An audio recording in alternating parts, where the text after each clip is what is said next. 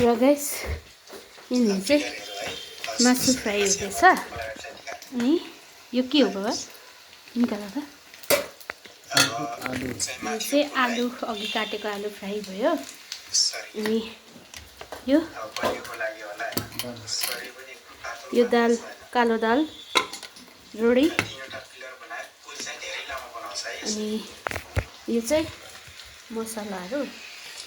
अनि यहाँ चाहिँ टमाटरको अचार। यो चाहिँ फिङ्गर। हेलो गर्दै हेलो। मान्छे चाहिँ आउनु भएको छैन आजदेखि चाहिँ। आज चाहिँ अलिक छिटो भनेर चाहिँ हामीले चाहिँ अलिक छिटो 6 बजीदेखि नै हामीले चाहिँ खानापिनाको तानतान पनि गर्नु थालेको।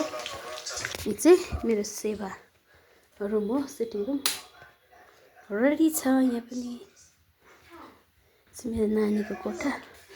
मान्छे आउनु भएको छैन अहिले। यहाँ चाहिँ आज पानी पर्दैछ कि हेर्नु नि।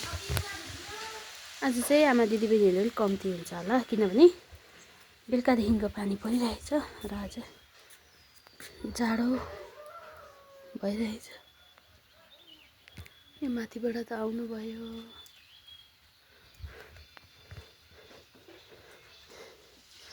नि हेर्नुहोस्